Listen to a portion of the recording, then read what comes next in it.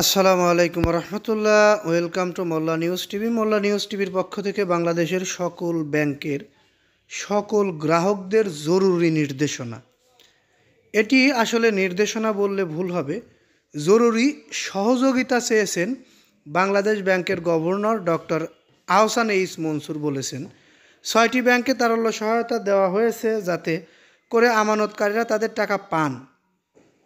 আমানতকারীরা সহায়তা করলে ব্যাংক ঘুরে দাঁড়াতে পারবে। অর্থাৎ আমাদের বর্তমান আলোচনায় থাকা 6টি ব্যাংক আসলে খুবই খারাপ অবস্থার মধ্যে চলে গেছে।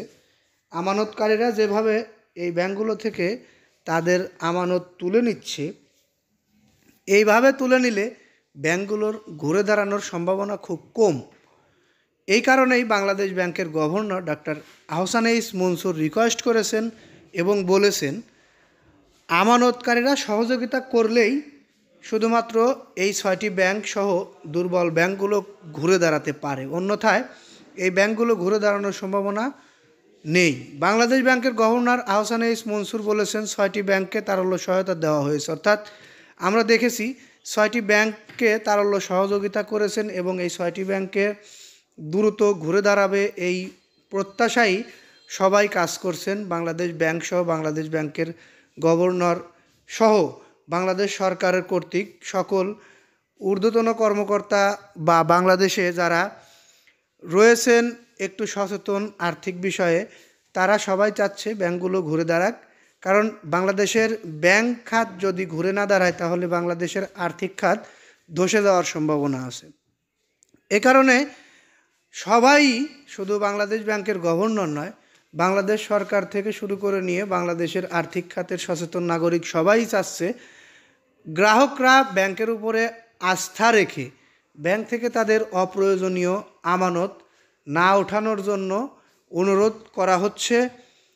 এই কারণেই অনুরোধ করা হচ্ছে ব্যাংকগুলোকে যদি ঘুরে দাঁড়াতে হয় তাহলে আমানতকারীদের আমানত দিয়েই ঘুরে দাঁড়াতে হবে, অন্যথায় ব্যাংকগুলোর এত টাকা নেই যে তারা নিজেদের টাকা দিয়ে ব্যাংক চালাবে। কারণ আমরা অনেক প্রতিবেদন দেখেছি, অনেক নিউজ দেখেছি, সেখানে যে বিষয়গুলো উল্লেখ করা হয়েছে সেই বিষয়গুলোর মধ্যে গুরুত্বপূর্ণ বিষয় হচ্ছে ব্যাংকের টাকা আর ব্যাংকে নেই। ব্যাংকের যে পরিমাণ টাকা থাকে বা ব্যাংক খুলতে যে টাকা নিয়ে প্রথমে ব্যাংক শুরু করেছিল সেই টাকাটি আর ব্যাংকে নেই। সেই টাকাগুলো ব্যাংকের আত্মীয় স্বজন নিয়ে শেষ করে দিয়েছেন, অর্থাৎ ঋণ নিয়েই সেই টাকাগুলো শেষ করে দিয়েছেন। এ কারণেই ব্যাংকের আমানতকারীদেরকেই ব্যাংকগুলোকে রক্ষা করতে হবে বলে আমরা ধারণা করছি না, শুধু এটাই বাস্তব। যাই হোক, এতক্ষণ ধৈর্য সহকারে নিউজটি যারা শুনলেন, অবশ্যই আপনি একজন ব্যাংকের গ্রাহক। অপ্রয়োজনে আপনার ব্যাংক থেকে আমানতের টাকা তোলার প্রয়োজন নেই বলে আমরা মনে করছি। আপনার একান্তই ব্যক্তিগত ব্যাপার। যদিও বাংলাদেশের আর্থিক খাতকে যদি ভালোবেসে থাকেন তাহলে বিষয়গুলো মাথায় রেখে কাজ করবেন বলে আমরা আশা প্রত্যাশী। আরও যে বিষয়টি বলবো, আমাদের এই নিউজটি ভালো লাগলে অবশ্যই একটি লাইক দিয়ে যাবেন, কারণ আপনাদের একটি লাইকের ফলে আমরা পরবর্তীতে এরকম ধরনের গুরুত্বপূর্ণ নিউজ বানাতে আগ্রহী হই। আর পরবর্তীতে আমাদের থেকে এরকম ভিডিও পেতে অবশ্যই চ্যানেলটি সাবস্ক্রাইব করে বেল বাটন অন করে রাখবেন। এই বলে এখান থেকে বিদায় নিই। আসসালামু আলাইকুম।